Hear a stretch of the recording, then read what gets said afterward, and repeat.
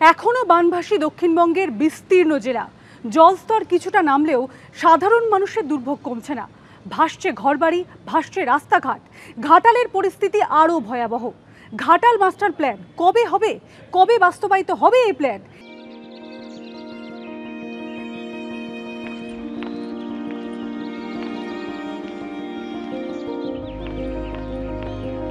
এই দুর্ভোগ থেকে কবে মুক্তি পাবেন সাধারণ মানুষ, এই প্রশ্ন করছেন এলাকাবাসী।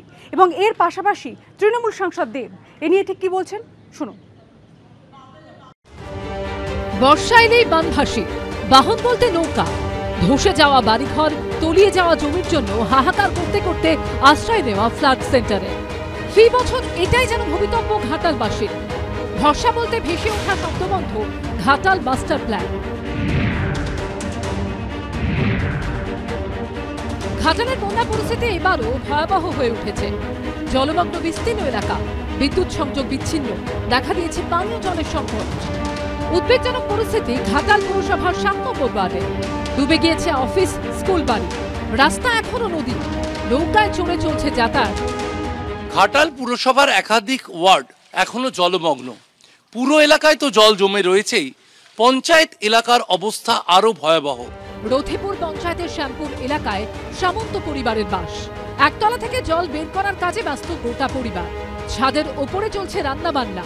বিদ্যুৎ না থাকায় সমস্যা চরমে উঠেছে পরিবারের অভিযোগ। সরকারি ত্রাণ তো জোটেইনি, কোনো রাজনৈতিক দল পাশে দাঁড়ায়নি। পানীয় জল রাস্তা থেকে আনা হয়, খাওয়ার জল তো নেই এখন, সেই সব আনা হচ্ছে রাস্তা থেকে। না, নেই। সরকারি ত্রাণ আসছে না। এলাকার কোনো জনপ্রতিনিধি, কোনো পক্ষ, কোনো রাজনৈতিক নেতা কাউকে পাননি পাশে? না।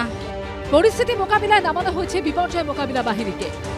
পুরসভা এলাকায় যেরকম জল একাধিক ওয়ার্ডে, অন্যদিকে প্লাবিত একের পর এক গ্রাম পঞ্চায়েত।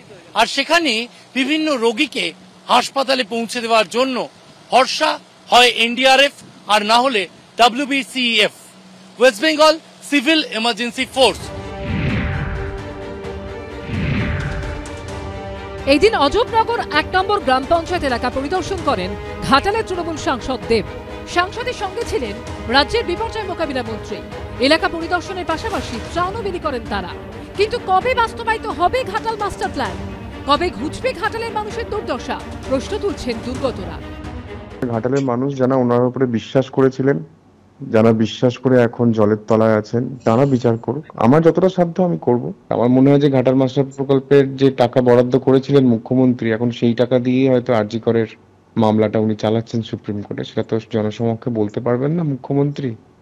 সেই জন্য এখন সাংসদ, তিনিও অসহায় নিরুপায়, তিনিও বুঝতে পারছেন না কি উত্তর দেবেন, সেটা এখন বিভিন্ন রকম হয়তো বক্তব্য দিচ্ছেন। মানসিং কমিটি যে মাস্টার প্ল্যানটা করেছিল, সেই প্ল্যানের অনুযায়ী যদি কাজ করা হয় তাহলে অর্ধেক ঘাটাল শহরটা নদী হয়ে যাবে। মানে অনেকগুলো জায়গাকে নদীর মধ্যে কনভার্ট করতে হবে, সেটা তো এখন সম্ভব না। এখন নতুন প্ল্যানের অনুযায়ী একটা 4 কিলোমিটার ল্যান্ড, একটা নদী বাঁধ করে দুটো নদীকে মেলাতে হবে। এই প্রসেসে কাজটা শুরু হয়ে গেছে, ল্যান্ড অ্যাকুইজিশনের কাজটা শুরু হয়ে গেছে। ঘাটাল মাস্টার প্ল্যান এমন একটা প্ল্যান যেটা মিনিমাম 5 বছর লাগবে। এটা 3 মাসে জেতার পর ঘাটাল মাস্টার প্ল্যানটা সম্ভব না। এই একটা শর্তের জন্যই আবার পলিটিক্সে ফিরেছি। এই একটা শর্তে ঘাটাল মাস্টার প্ল্যানটা আমাদের রাজ্য সরকার করবে, এই কথাটা আমাকে দিদি এবং অভিষেক দুজনেই দিয়েছিলেন। তার জন্যই আমি রাজনীতিতে এসেছি এবং আমি এখনো বিশ্বাস করি কি আমাদের রাজ্য সরকার, আমাদের নেত্রী এই ঘাটাল মাস্টার প্ল্যানটা শুরু করবেন। প্রশাসন কাজ করছে এবং যেটা প্রয়োজনীয়তা আছে সেটা করা হবে। গভর্নমেন্ট, মানবিক গভর্নমেন্ট, মমতাদি নির্দেশ আছে মানুষের পাশে থাকতে এবং মানুষের জন্য কাজ করছে। ঘাটাল থেকে পরে পাঁশকুড়ায় যান দেব, সেখানেও বন্যা পরিস্থিতি পরিদর্শন করেন তৃণমূল সাংসদ। এটা শুধু রাজ্য সরকার নয়, এটা কেন্দ্র সরকারও তো একটা দায়িত্ব হতে পারে। কে আমি জিতিনি বলে আমরা কাজ করবো না, সেটা তো নয়। কেন এটা হতে পারে? চলো তুমিও করো, আমিও করি, অধিকারী ব্রাদার্সই হোক ঘাটাল মাস্টার প্ল্যান উদ্যোগটা নেওয়া। এখানে তো আমি মানে এটা তো কোনো ক্রিকেট ম্যাচ হচ্ছে না, কে একটা শুভেন্দু অধিকারী ভার্সেস দীপক অধিকারী, এটা তো সেটা নয়। এটা তো একই ভাই, মানে মানুষের জন্য। তো এইটা আমি চাই অধিকারী ব্রাদার্স মিলেই যদি এই ঘাটাল মাস্টার প্ল্যানটা যদি উদ্যোগ নেয়। উনি এমপি কতদিন আমি জানতে চাইছি, কত বছর হলো? 11 বছরে পড়বে, মানে 10 বছর পেরিয়ে গেছে। 2বার থার্ড টার্মে জিতেছে, ছাপ্পা মেরে এমপি হয়েছে, মানুষের ভোটে এমপি হয়নি, 1 নম্বর। আর দ্বিতীয় কথা, গ্রামে ঢুকলো না কেন? এসডি অফিস, পৌরসভা অফিস, পুলিশের ঘেরা টপ, ওকে বলবো রাজধর্ম পালন করুন, প্রত্যেকটা গ্রাম পঞ্চায়েতে যান, আপনার লোকসভা কেন্দ্রর 75% জায়গা প্লাবিত। এদিন ঘাটালের বন্যা পরিস্থিতি খতিয়ে দেখেন মুখ্য সচিব। যে পদক্ষেপ জেলা প্রশাসন থেকে নেওয়া হয়েছে ওর ও ব্যাপারে আমরা সমীক্ষা করলাম।